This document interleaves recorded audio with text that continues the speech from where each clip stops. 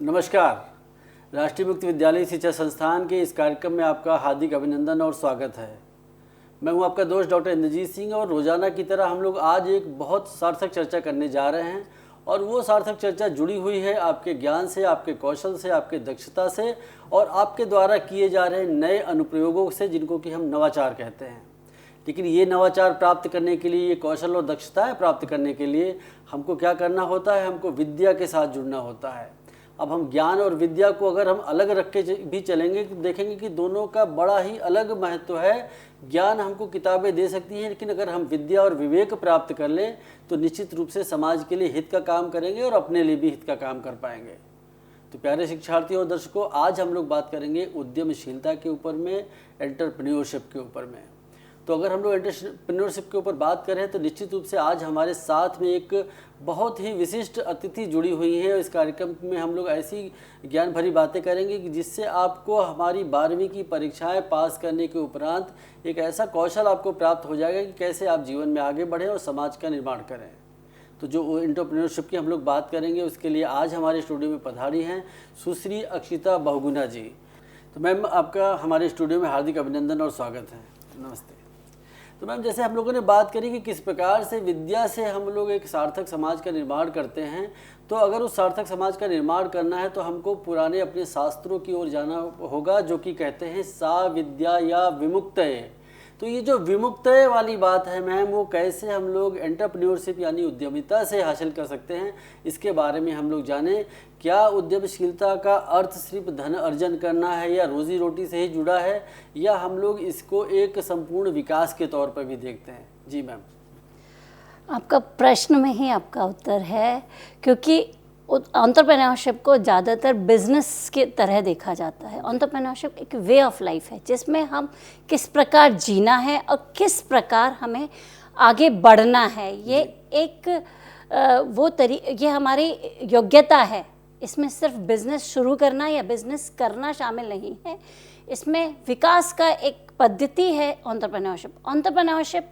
जब भी हम बात करते हैं, मैं बहुत सालों से एंटरप्रेन्योरशिप पे बात कर रही हूँ।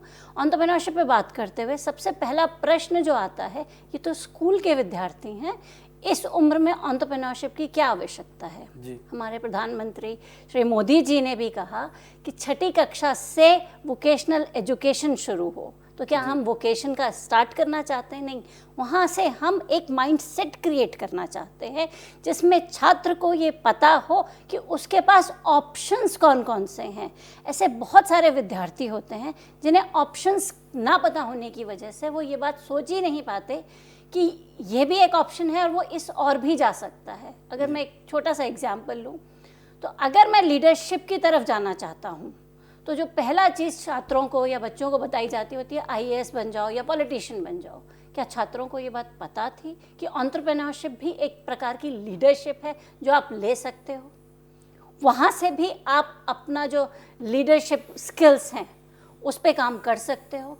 इसकी बहुत आवश्यकता है कि छात्रों को ये बात पता लगे कि एंटरप्रेन्योरशिप एक विकास का तरीका है, एक वो माध्यम है जिससे हम आगे बढ़ सकते हैं। एंटरप्रेन्योरशिप में सिर्फ अपना कार्य शुरू करना शामिल नहीं है। आज की बदलती पद्धति, चेंज इतना ज़्यादा हो चुका है कि आज से कुछ साल पहले जो हम STD बूथ देखते थे वो आज नहीं दिखते हैं। क्या दिखता है फिर आज? STD बूथ वालों ने अपने आप को बदला और वो लोग आजकल हमें दिखाते हैं टेलीफोन रिपेयर शॉप्स या मोबाइल का चार्जिंग शॉप्स। अगर ये बदलाव आया है तो ये बदलाव को एक्सेप्ट करना ही एंटरप्रेन्योरशिप की सबसे बेसिक नेसेसिटी है। हमें इस चेंज के लिए स्टूडेंट को तैयार करना है। हम नहीं चाहते कि हमारा स्टूडेंट आगे आने वाले समय में, जब चेंज इतनी तेज़ी से हो रहा है, तो कोई डिस्ट्रेस या डिप्रेशन का शिकार हो। वो अपने को बदले, उसके अंदर एक एंटरप्रेन्योरियल क्वालिटीज़ हों जो चेंज को एक्सेप्ट करे, अडेप्ट करे और नए तरीके से, इनोवेटिव तरीके से अपने लिए आगे की बिजनेस या आगे का करियर या आगे का वोकेशन, प्रोफेशन ढूंढ सके। मैम, बिल्कुल सही कहा आपने। और जिस प्रकार से भारतीय समाज का वर्गीकरण हम देखते हैं चाहे वो हम लोग प्राचीन काल से देखते आए कि जो क्षमताएं, जो कौशल हमारे अंदर होते थे, उसी के अनुरूप हमको काम दिया जाता था। तो इसका मतलब कहीं ना कहीं जो कर्म से कौशलम वाली बात है, जो हमारे कर्मों की कुशलता की बात है, उसको हम आगे रख के ही समाज का निर्माण करते आए हैं। और आज भी हम ऐसे ही कर रहे हैं कि अगर हमारे अंदर कंप्यूटर की दक्षता है तो हम उस क्षेत्र में ही आगे बढ़ते हैं। तो मैम जो इसका महत्व है और जो परिवेश का प्रभाव पड़ता है उद्यमशीलता पर, तो उसके बारे में भी हम लोग जानेंगे किस प्रकार से जो हमारी भौगोलिक स्थितियां हैं, जिस प्रकार से हमारा ग्रामीण और शहरीकरण में विभेद है, उनके चलते कैसे, इस परिवेश के चलते हम लोग इसमें जो निहित महत्व है उनको पा सकते हैं। मैं बहुत दोबारा आपके प्रश्न में परिवेश की बात है। परिवेश को हम दो प्रकार से देख सकते हैं जी।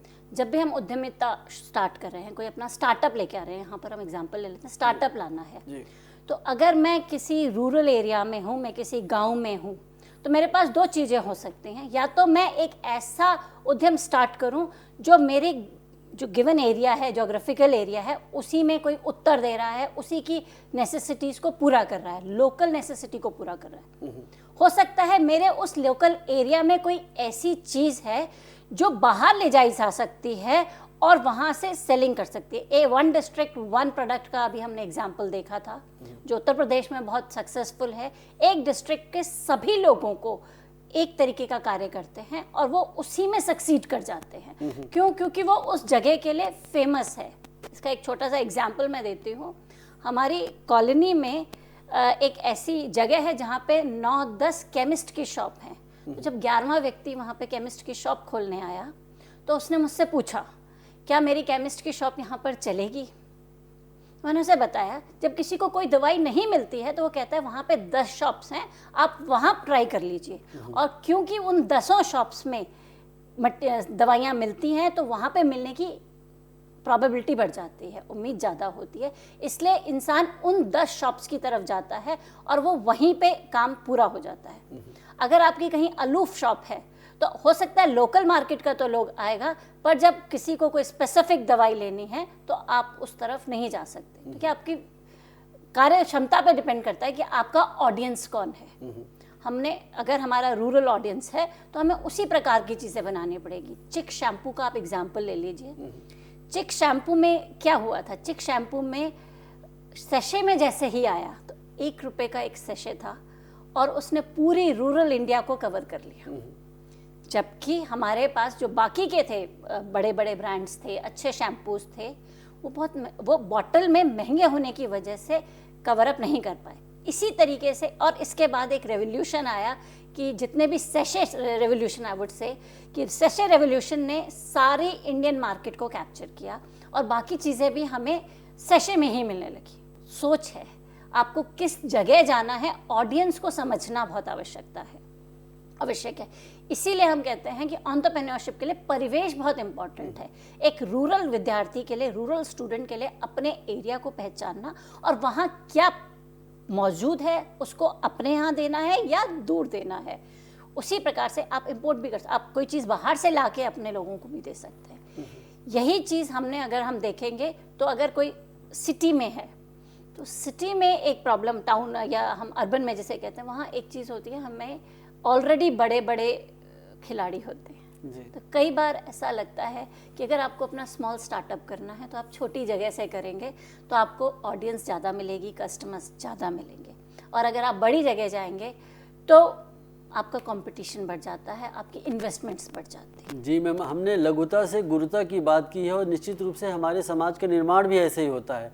लेकिन मैम जब प्रश्न आता है कि राष्ट्रीय मुक्त विद्यालय शिक्षा संस्थान, जो कि भारतवर्ष के लगभग 35-40 लाख बच्चों को एक साथ लेकर के चलते हैं और उनको मुख्य धारा की जो परीक्षाएं हैं उनके साथ साथ व्यावसायिक प्रशिक्षण भी हम लोग दे रहे हैं और 100 से अधिक पाठ्यक्रमों का हम संचालन भी कर रहे हैं। तो अगर हम लोग इस उद्यमिता वर्ड को अगर हम लोग परिभाषित करना चाहें और उस परिप्रेक्ष्य में परिभाषित करना चाहें जो एनआईओएस के लिए भी सार्थक हो, क्योंकि हमारा बच्चा जो है वो कहीं ना कहीं से जुड़ करके आगे बढ़कर अपने लिए रोजी रोटी भी चाहता है, अपने अंदर हुनर भी चाहता है।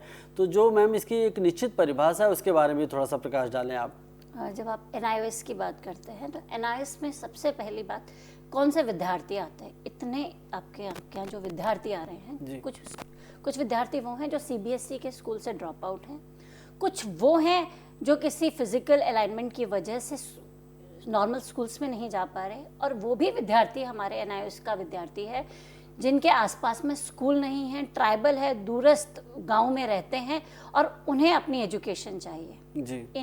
इन सभी के लिए एक मेन स्ट्रीम जॉब जिसे कहते हैं वो एक मुश्किल एरिया हो जाता है।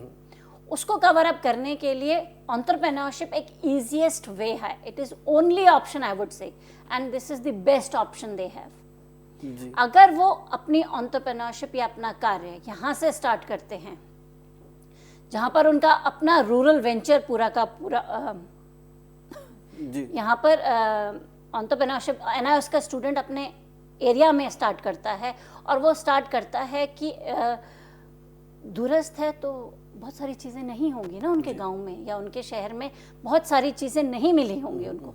क्या वो चीज़ें वो वहाँ पे ला सकता है? क्योंकि उसने एजुकेशन पा ली है तो उसके पास बहुत सारे ऑप्शंस हैं जो ओपन हो गए हैं। एनआईओएस आपको किताबों से भी पढ़ा रहा है, ऑनलाइन भी पढ़ा रहा है। इसका मतलब ऑनलाइन चीज़ें वहाँ पहुँच रही हैं। जो चीज़ें वहाँ पहुँच रही हैं क्या वो उनको बाकी ऑडियंस की तरफ ले जा सकता है? ये एक ऑप्शन है जो एनआईओएस का स्टूडेंट देख सकता है।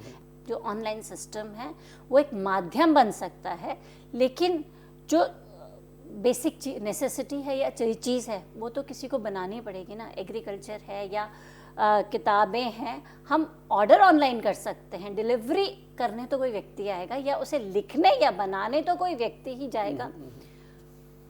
उसकी आवश्यकता वो एनआईओएस के स्टूडेंट उस तरफ भी अपना रुझान दे सकते हैं। ऑनलाइन का सिस्टम है वो तो डेवलप करना या उस तरीके के काम करना वो एक पद्धति है, उस पर हम काम कर सकते हैं। क्या हमारा जो डिस्टेंट स्टूडेंट है, जो हमारा एनआईओएस का स्टूडेंट है, वो उस बेसिक चीज़ों पे भी काम कर सकते हैं? क्योंकि बेसिक चीज़ भी डेवलप करने की आवश्यकता है, मात्र ऑनलाइन नहीं, और बेसिक नेसेसिटीज़ भी हैं जिन्हें पूरा करना है जी। उनके लिए। और उसके बाद एक मैनेजमेंट सिस्टम डेवलप होगा ऑनलाइन से।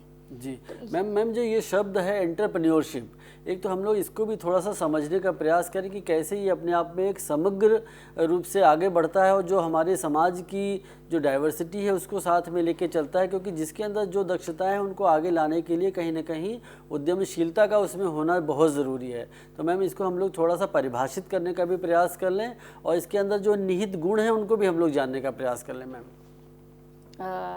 आपने एंटरप्रेन्योरशिप का जब पूरा होलिस्टिक डेफिनेशन हम लेने की कोशिश करते हैं तो इसमें कुछ कैरेक्टरिस्टिक्स हैं जो एक एंटरप्रेन्योर के अंदर देखी जाती है। इसको मैं अगर सिंपल भाषा में कहूँ तो एनाटॉमी ऑफ एन एंटरप्रेन्योर कह सकते हैं, जो उसके अंदर सारी कैरेक्टरिस्टिक्स की आवश्यकता है। उसमें पहला है विजन। उसका एक विजन होना चाहिए, वो क्या करना चाहता है, वो क्या अचीव करना चाहता है। जिस भी चीज़ को उसे अचीव करना है उसको वो शब्दों में लिख सके या डिफाइन कर सके, उसको ये पता होना चाहिए वो चाहता क्या है। सिर्फ मात्र बदलाव चाहता है या वो चाहता है इससे उसको धनार्जन भी हो। एंटरप्रेन्योर में दो चीज़ें हैं, बदलाव भी आएगा, प्रॉब्लम सॉल्व भी करनी है, लेकिन उससे क्या वो धनार्जन भी चाहता है। तो धनार्जन का कौन सा माध्यम वो ले सकता है, इसके बारे में उसे क्लैरिटी होनी चाहिए। इसलिए उसका विजन क्लियर होना चाहिए। जब उसका विजन क्लियर है तो वो विजन उसका कन्वर्ट होना चाहिए उसके मिशन में, यानी उसकी कार्यशैली भी उसके विजन के हिसाब से डिफाइन होनी चाहिए और उसे उस हिसाब से ही अपने स्टेप्स आगे बढ़ाने चाहिए। उसको वैल्यू क्रिएशन करनी है या उसे कोई नई चीज़ बनानी है, उसको ये बात क्लियर होनी चाहिए। हो सकता है कोई चीज़ ऑलरेडी है और उसमें सिर्फ वो खूबसूरती बढ़ा रहा है, वैल्यू ऐड करके सेल कर रहा है, या किसी चीज़ को वो पूरा नया ही क्रिएट कर रहा है। ये बात उसको क्लियर होनी चाहिए। और दूसरा, उसे उसके अंदर वो क्षमता होनी चाहिए। तीसरा, उसको जिस भी कार्य को करना है उसकी उस मास्टरी नॉलेज होनी चाहिए। बहुत सारे ऐसे एंटरप्राइजेज हैं, स्मॉल स्केल इवेंट्स हैं, चीज़ें हैं जो वो कर सकता है जहाँ पे वो अपनी जो मास्टरी, जो चीज़ उसे सबसे अच्छी आती है। एक उदाहरण के लिए मैं ले लेती हूँ, मेरा एक विद्यार्थी था जो वेबसाइट्स बहुत अच्छी डेवलप करता था, क्योंकि उसकी मास्टरी थी उसमें, इसलिए उसने उसी तरीके के बिजनेस को शुरू किया। और ये बात बड़ी हैरानी की है कि कक्षा 11वीं में शुरू करके कक्षा 12वीं में वो एक अच्छा खासा टर्नओवर लेता था। ये एक बहुत सिंपल सी चीज़ है, इसलिए वो मास्टरी। इसमें मैं यहाँ पे ऐड करना चाहूँगी, the greats were not great because at birth they could paint, they were great because they painted a lot. Painter जो खूबसूरत पेंटिंग बनाते हैं वो इसलिए महान नहीं बनते क्योंकि उनकी पेंटिंग उन्होंने जन्म से आती है, लेकिन वो इसलिए महान बन पाते हैं क्योंकि वो बहुत प्रैक्टिस करते हैं। आपने पिकासो की कहानी भी सुनी होगी कि एक बाज़ार में उन्हें एक महिला मिली कि मुझे एक पेंटिंग दे दीजिए। तो पेंटिंग तो उन्होंने 2 मिनट में वो एक पेंटिंग बना के उस महिला को दे दी, और महिला ने पूछा कि ये कितने की है? उन्होंने कहा ये $30,000 की है। 30,000 क्यों? 2 मिनट में बनाई हुई पेंटिंग 30,000 की कैसे है? तो पिकासो ने जवाब दिया कि 2 मिनट में आज मैंने बनाई है, पर इसे 2 मिनट में बनाने के लिए जिन वर्षों की मैंने मेहनत करी है ये उसमें समाहित है। इस 30,000 में वो वर्ष भी सारे समाहित हैं। इसी प्रकार से जो हमारा एंटरप्रेन्योर है उसे अपनी mastery knowledge, continuous practice and courage to work again and again despite failures. Fail हुआ कोई बात नहीं, दोबारा कोशिश करे, दोबारा आगे बढ़े, इसकी बहुत आवश्यकता है और उसे ये काम करना पड़ेगा। इसके अलावा उसका फोकस होना चाहिए जिस काम को वो करना चाहता है, उसको नैरोली डिफाइन करना पड़ेगा कि वो क्या करना चाहता है और क्या अचीव करना चाहता है। मैं एक बड़ा बिजनेसमैन बनूंगा, सुनने में बहुत अच्छा है। बिजनेस किस चीज़ का करोगे? इंपोर्ट करोगे या एक्सपोर्ट करोगे? आपका रेवेन्यू सिस्टम क्या होगा? आपके पैसे कहाँ से आएंगे? ये सारी चीज़ें क्लियरली फोकस तरीके से डिफाइंड होनी चाहिए। हमारा स्टूडेंट, मैं एक बड़ा आदमी बनना चाहता हूँ। आप बड़े आदमी में क्या बनना चाहते हो? आप अपनी हाइट बढ़ाना चाहते हो, वेट बढ़ाना चाहते हो, पैसे ज़्यादा कमाना चाहते हो, पद बढ़ा चाहते हो, या स्टेज से बोलना चाहते हो? क्या चाहते हो? वो फोकस क्लियर होना चाहिए। वो बहुत इम्पोर्टेंट है। कम्युनिकेशन स्किल्स बहुत इम्पोर्टेंट स्किल्स है। कम्युनिकेशन, आप किस प्रकार अपनी बात को रख पा रहे हैं। कम्युनिकेशन में कंटेंट भी बहुत ज़रूरी है और उस कंटेंट को प्रेजेंट करने का तरीका भी बहुत ज़रूरी है। अगर आप अपने कंटेंट को एक अच्छी तरह से रख नहीं पाते हैं तो आपका कम्युनिकेशन फेलियर है। दूसरा, कम्युनिकेशन का एक बहुत इम्पॉर्टेंट चीज़ है जो हमारे छात्र मोस्टली मिस कर जाते हैं, लिसनिंग। सुनना भी बहुत आवश्यक है। आपको सुनना आवश्यक है, क्योंकि जब आपको ये पता होगा कि आपके सामने वाले की क्या आवश्यकता है, तभी आप अपना प्रोडक्ट या उस प्रॉब्लम का सल्यूशन उसे दे पाओगे। लिसनिंग स्किल्स की बहुत आवश्यकता है स्टूडेंट को। Listening to understand, listening to comprehend. इसीलिए जब भी हम कोई न्यू चीज़ डेवलप करते हैं या प्रोडक्ट डेवलप करते हैं एंटरप्रेन्योरशिप के लिए, तो हमें सबसे पहले कम्युनिकेशन स्किल्स का यूज़ करते हुए अपनी ऑडियंस के पास जाना चाहिए, उनकी प्रॉब्लम समझनी चाहिए और प्रॉब्लम का सल्यूशन समझना चाहिए। बहुत आवश्यक है कि आप किसी प्रॉब्लम को सॉल्व कर रहे हैं। हम लोग घर में कोई चीज़ बना लें और उसके बाद उसे मार्केट में बेचें, ये एक तरीका हो सकता है, पर अगर आप प्रॉब्लम सॉल्व नहीं कर रहे हैं तो आप मार्केट को कैप्चर नहीं कर सकते। आपको पता होना चाहिए आपकी क्या प्रॉब्लम है और आप उसको किस प्रकार सॉल्व कर रहे हैं। Networking skills, again networking skills भी बहुत इम्पॉर्टेंट है। आजकल क्योंकि हमारा सोशल मीडिया का ज़माना है, तो सब कहते हैं कि सोशल मीडिया में तो 5,000 दोस्त हैं और जब ज़रूरत पड़े तो एक भी नहीं आता। तो हमें अपनी नेटवर्किंग की इस बात को समझना पड़ेगा कि क्या हमारे पास सिर्फ गिनती के लिए दोस्त हैं, या हमारे वो दोस्त ऐसे भी हैं जो हमें सपोर्ट करेंगे या हमारे कस्टमर बनेंगे या हमें कोई प्रोडक्टिविटी में कन्वर्ट होंगे। ये चीज़ भी समझनी आवश्यक है। और मैम, बहुत सारे ऐसे क्षेत्र हैं जिनमें आप नेटवर्किंग के थ्रू ही जुड़ सकते हैं, और आज बहुत सारे लोग ऐसा रोजगार कर रहे हैं जो सोशल मीडिया के माध्यम से हो रहा है, सोशल नेटवर्किंग के माध्यम से हो रहा है। तो इन सब दक्षताओं का भी होना हमारे अंदर बहुत आवश्यक है। शायद बिल्कुल बिल्कुल आपकी बात बिल्कुल सही है। और इन सारी चीज़ों के लिए इस लोगों से कनेक्ट करने के लिए अपनी नेटवर्क ग्रोथ क्योंकि नेटवर्क इज़ नेटवर्थ। आजकल आपकी नेटवर्थ तभी बढ़ेगी अगर आपका नेटवर्क बड़ा है, अगर आपके लोग आपको पहचानते हैं, अगर आप 10 लोगों को जानते हैं और उन 10 के माध्यम से और 10 तक पहुंच सकते हो, तो आपका नेटवर्क बढ़ेगा। बिल्कुल।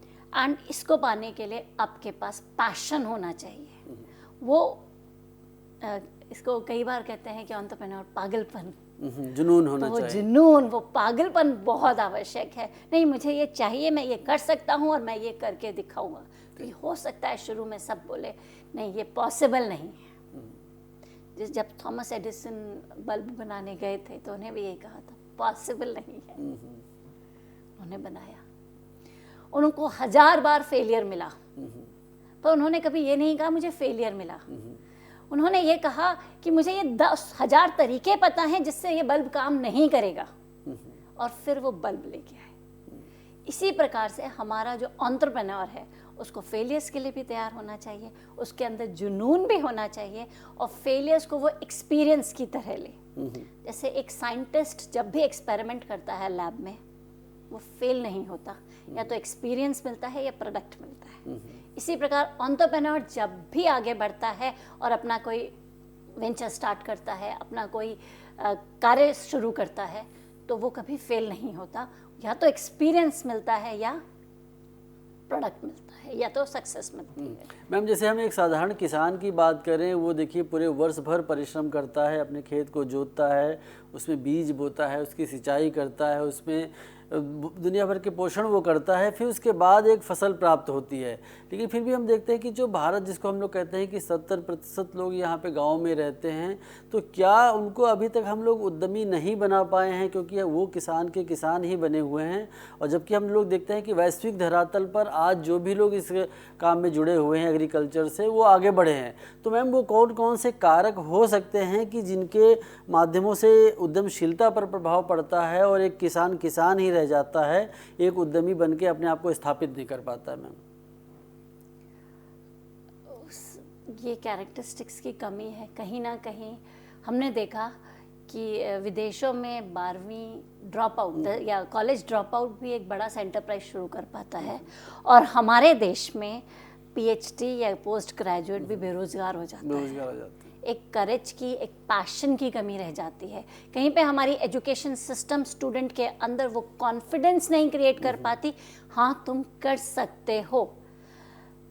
वो जो पैशन, वो जो कॉन्फिडेंस है, वो बहुत आवश्यक है। और मुझे ऐसा लगता है कि इसमें हमारा NIOS एक बहुत इंपॉर्टेंट रोल प्ले करता है, क्योंकि वो उन विद्यार्थियों को सेल्फ लर्निंग की हैबिट डालता है, उन्हें सेल्फ रिलायंस की हैबिट डालता है। वो उन्हें बताता है कि ये तुम कर सकते हो, तुम खुद भी कर सकते हो, स्वयंभू बन सकते हो। मैम, तो जिस प्रकार से NIOS स्व अध्ययन की बात करता है, मुझे तो लगता है कि सीधे सीधे ये उद्यमशीलता से जुड़ा ही हुआ है। जब हम यहाँ पे स्व अध्ययन कर सकते हैं तो स्व उद्यम भी कर सकते हैं। बिल्कुल, आप बिल्कुल सही आपने बताया कि जो अगर हम स्व अध्ययन कर सकते हैं तो स्व उद्यम भी कर सकते हैं। उद्यमिता वहीं से आएगी जब आपको अंदर सेल्फ रिलायंस आएगा, आपको इस बात का पता, कॉन्फिडेंस आएगा कि हाँ हम कर सकते हैं।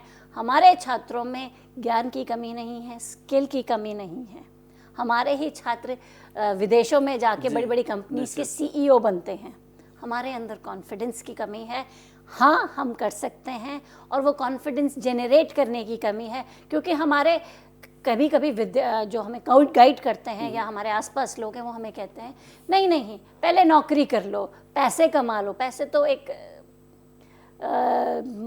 जॉब से ही मिलते हैं, ये तो बहुत रिस्की है।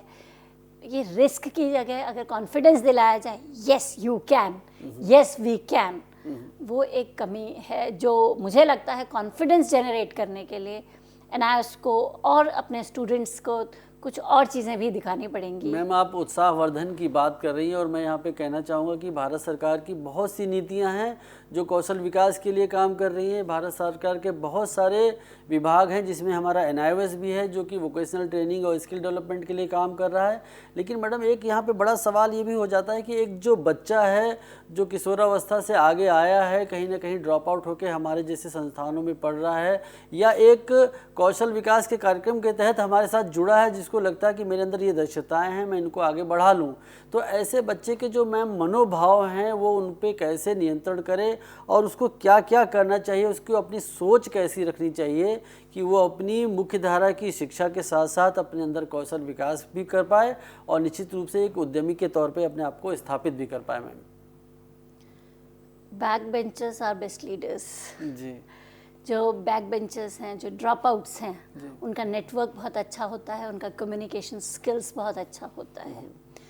उनके अंदर सिर्फ प्रॉब्लम यहाँ पर आती है कि उनका कॉन्फिडेंस लो हो जाता है, क्योंकि हम उन्हें फेलियर या ड्रॉप आउट की तरह ठप्पा लगा देते हैं।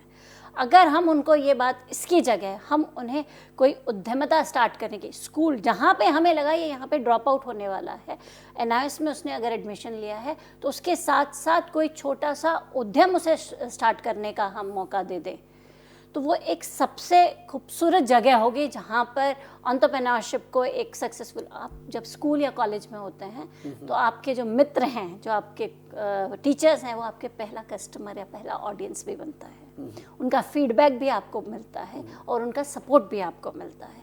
तो ये वो समय है जिस समय आप अगर स्टार्ट करते हैं तो आपका सक्सेस रेट बढ़ने के चांसेस मैक्सिमम होते हैं।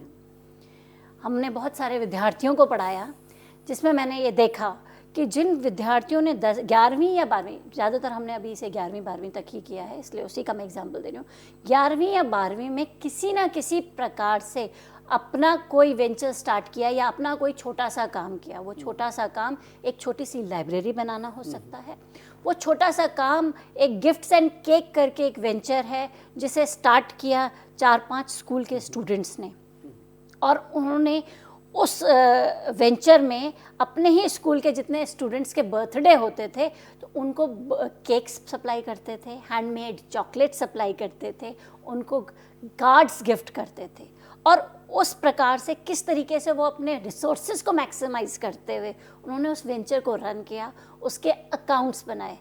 ये एक सिमुलेशन था। सिमुलेशन का मतलब है ये कोई असली वेंचर नहीं था, पैसा इसमें आता था लेकिन स्कूल कंट्रोल रखता था।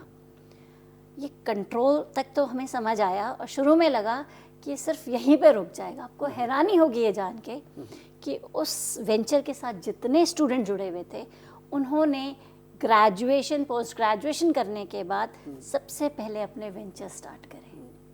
हमारा फिल्मी वस्त्रा करके एक वेंचर है, मेरे विद्यार्थी ने स्टार्ट किया और वो भी इसी चीज़ से स्टार्ट हुआ क्योंकि उसने वो स्कूल के अंदर एक वेंचर स्टार्ट किया था। मेरा ये कहना है कि अगर हम इस तरीके के वेंचर्स को प्रमोट कर पाएँ जो सिमुलेशन देते हैं, सिमुलेशंस के लिए ज़्यादातर सिमुलेशंस मतलब सिर्फ वो पूरा एरिया दे दिया कि ये काम करो, वो भी बहुत आवश्यक है। हमारे यहाँ स्कूल्स में फेयर्स लगते थे पहले, जिसमें बच्चों को टिकट्स बेचनी होती थी। वो भी बहुत इम्पॉर्टेंट चीज़, वो भी बहुत एक इम्पॉर्टेंट रोल प्ले करता था। धीरे धीरे ये प्रथा कम हो गई है। मुझे लगता है वो ये सब चीज़ें कम्युनिकेशन स्किल्स, नेटवर्किंग, आपकी कॉन्फिडेंस बिल्डिंग, इन सब चीज़ों के लिए बहुत आवश्यक है और एंटरप्रेन्योरशिप की तरफ ये चीज़ें भी आपको बढ़ावा देती हैं।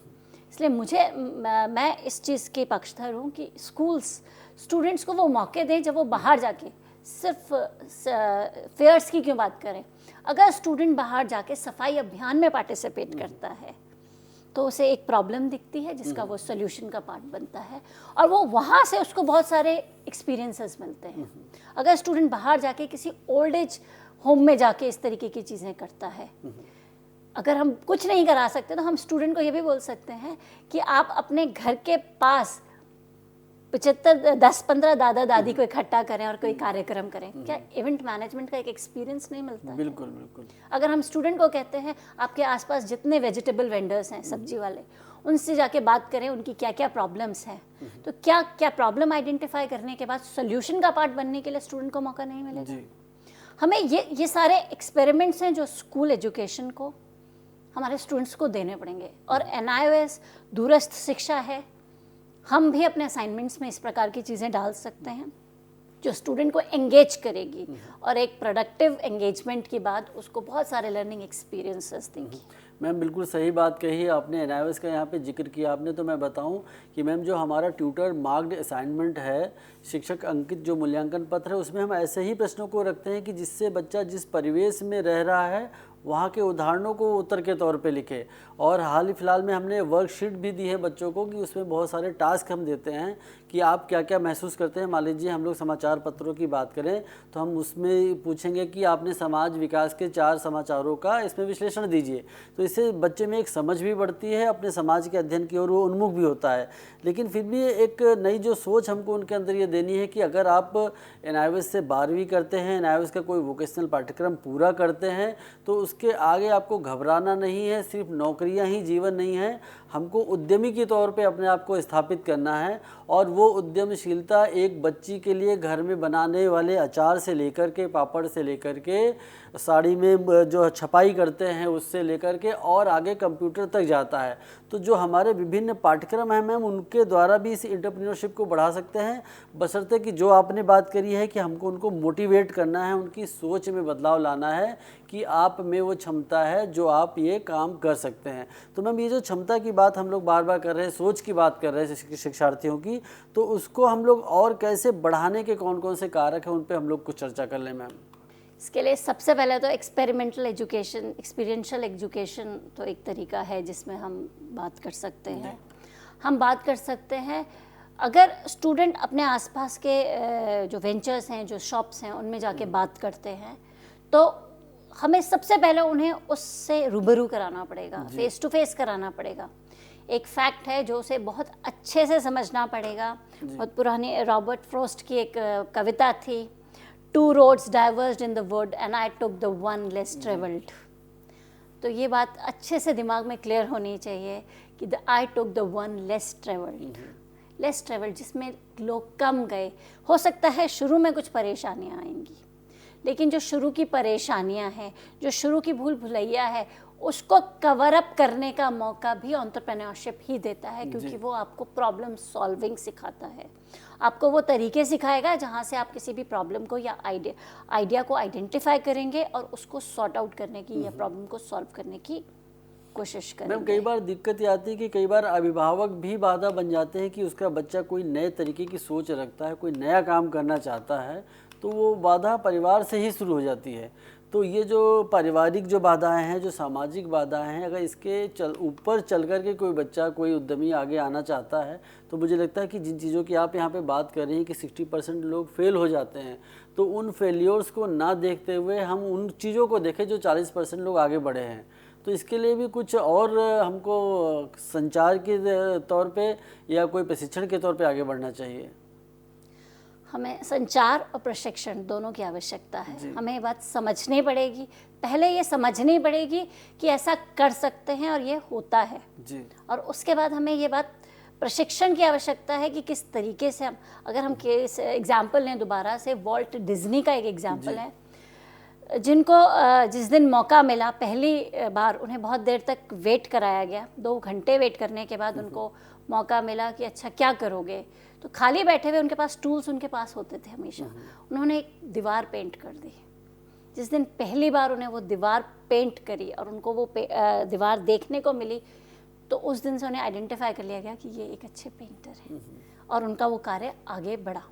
इसी प्रकार से हमेशा प्रिपेयर्ड रहना, आपको इस बात की तैयारी रखनी पड़ेगी कि हाँ हम कर सकते हैं और हम कैसे कर सकते हैं। Be prepared, always be prepared. हम तो मौके की वेट, मैं ऐसे एंटरप्रेन्योर्स को बहुत जानती हूँ जो इस इंतज़ार में रहते हैं यार कोई नौकरी मिल जाएगी तो वहाँ चले जाएंगे। यानी आपने अपना 100% ही नहीं दिया, तो हाउ कुड यू एक्सपेक्ट कि आपको 100% रिजल्ट आएगा।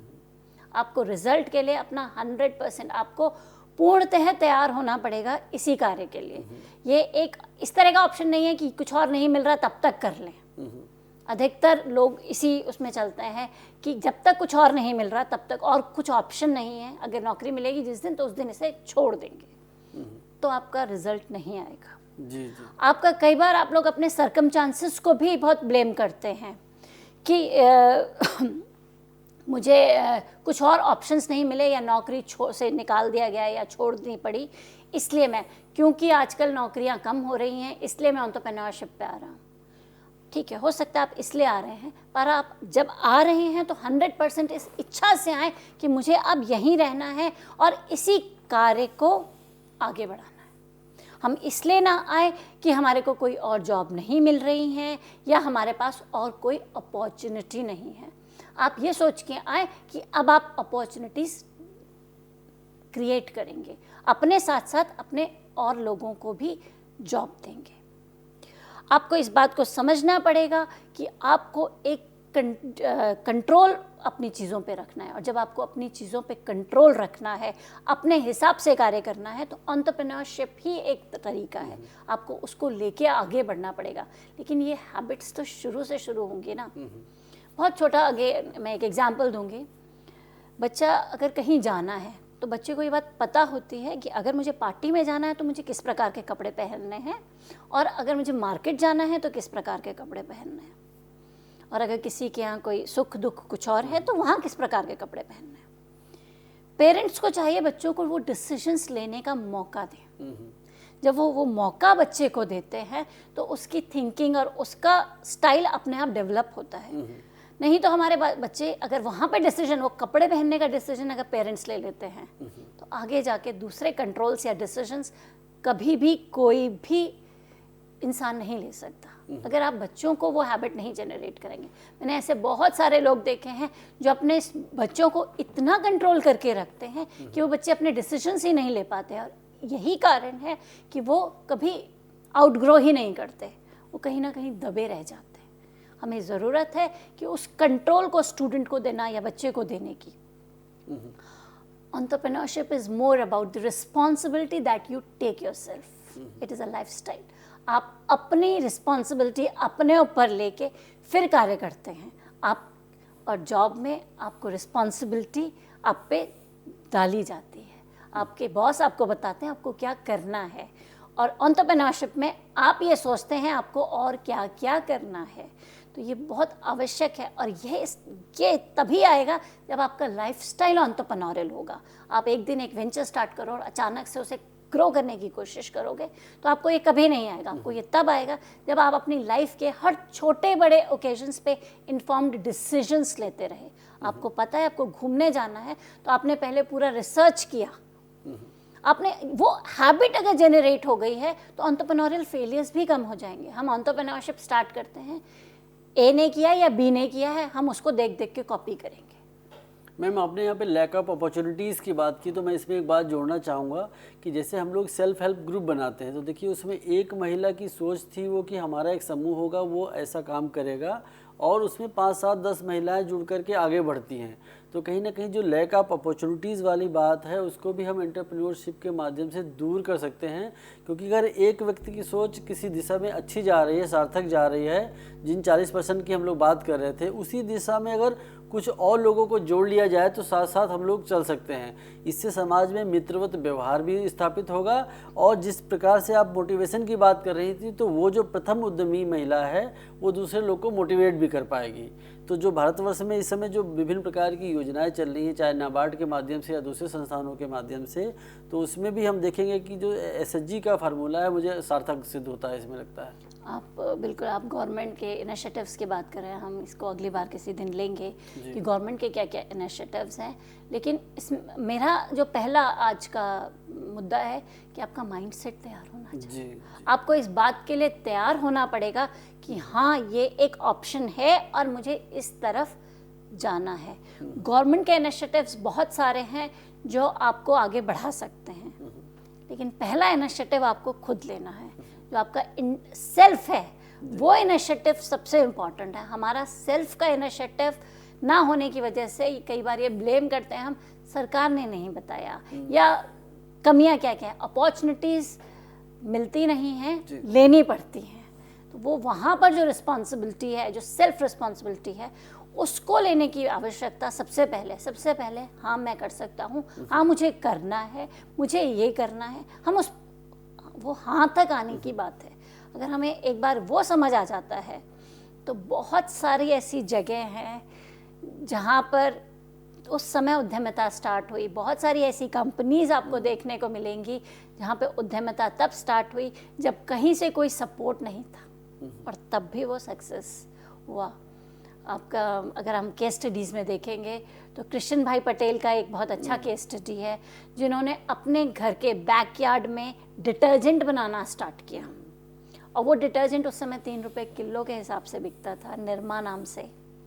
और धीरे धीरे उस डिटर्जेंट में सबसे ज़्यादा, विश्व का सबसे ज़्यादा बाय वॉल्यूम मैक्सिमम सेलिंग इसी डिटर्जेंट की होती है। हमें आगे बढ़ने की आवश्यकता है, ये डिसाइड करने की आवश्यकता है कि हाँ हम स्टार्ट करेंगे। और स्टार्ट हमेशा स्मॉल स्टेप से होता है।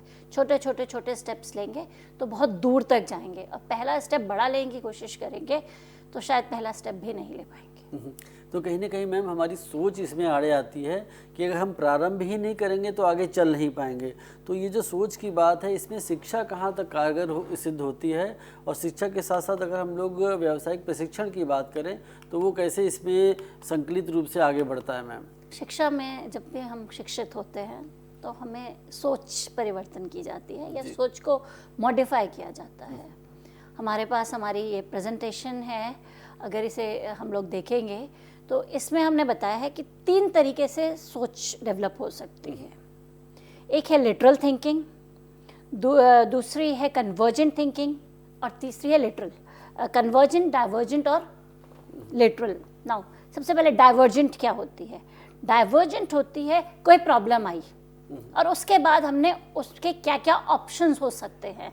ए से आंसर मिलेगा, बी से मिलेगा, सी से मिलेगा, कहाँ से उत्तर मिलेगा? मुझे पढ़ना है तो मैं NIOS से जाऊँ, CBSE जाऊँ, नियरेस्ट स्कूल को जाऊँ, कहाँ से ऑप्शन मिलेगा? वो ढूंढना, प्रॉब्लम्स के सॉल्यूशंस 10-12 सॉल्यूशन ढूंढना और फिर उसका एक फाइनल करना, हाँ ये मेरे लिए एप्ट है। ये एक डाइवर्जेंट थिंकिंग का मॉडल है। इसी प्रकार से कन्वर्जेंट थिंकिंग होती है, हमारे पास इंफॉर्मेशन आई, एक स्कूल यहाँ पे है, दूसरा है, तीसरा है, सारे फैक्ट्स हैं हमारे पास, मुझे पढ़ना है और NIOS ऑप्शन है, तो हम सीधा आंसर तक आ जाते हैं। वहाँ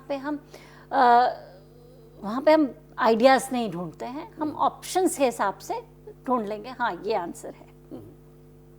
ये हमारी कन्वर्जेंट है। तीसरी आती है literal. Literal is a mix of convergent and divergent. हमारी एजुकेशन, जब हमें सोच, क्योंकि हमारे एजुकेशन में मैथ्स जैसे सब्जेक्ट्स हैं, साइंस जैसे सब्जेक्ट्स हैं एंड ह्यूमैनिटीज़ जैसे सब्जेक्ट्स भी हैं जो हम क्लास 10वीं तक सभी पढ़ाते हैं स्टूडेंट को। अब अच्छी बात है वोकेशनल भी हमारे पास आ रहे हैं। इन सारी चीज़ों को जब हम पढ़ेंगे तो हमें हर तरीके से सोच डेवलप होगी। हमारी कन्वर्जेंट थिंकिंग भी डेवलप होगी, हमारी डाइवर्जेंट थिंकिंग भी डेवलप होगी। एंड जब हम इसे मिला के एक लिटरल थिंकिंग की तरफ बढ़ेंगे तभी हमारे पास न्यू इनोवेटिव सॉल्यूशंस आएंगे प्रॉब्लम्स के, और उन्हीं सॉल्यूशंस को लेके हम अपने एंटरप्रेन्योरियल वेंचर्स में आगे बढ़ सकते हैं। तो एजुकेशन यहाँ पर बहुत इम्पोर्टेंट रोल प्ले करता है कि वो किस तरीके से विचारों को बढ़ाने में अपना रोल प्ले करे, स्टूडेंट को सोचने के लिए मजबूर करे। क्या सोचना है ये नहीं बताना है, कैसे सोचना है ये बताना है। और एजुकेशन इस फील्ड में हम चाहते हैं कि और इसमें और NIOS से हमारी बहुत उम्मीदें हैं कि स्टूडेंट, क्योंकि वहाँ पे स्वाध्याय, जैसे आपने बोला स्वाध्याय का मोड है, तो वो सोच वहीं से आएगी जहाँ पे वो अध्ययन स्वयं होगा, कोई प्रेशर नहीं होगा जी। तो जहाँ पे इंटरनल मोटिवेशन होगी वहीं पे सक्सेस आएगी। तो जो भी प्रभाव है वो हमारी सोच का प्रभाव है। जिस प्रकार से हमने डाइवर्जेंट और कन्वर्जेंट की बात करी है और इसी को साथ में लेकर हम लोग लेटरल की भी बात कर रहे हैं कि इन तीनों तरीके की सोच को अपने ऊपर एक प्रभाव के तौर पे हम देखें कि किस प्रकार के क्षेत्र में हम आगे जाना चाहते हैं और कौन सा साधन हमारे लिए सुलभ है, तो हम निश्चित रूप से आगे बढ़ सकते हैं।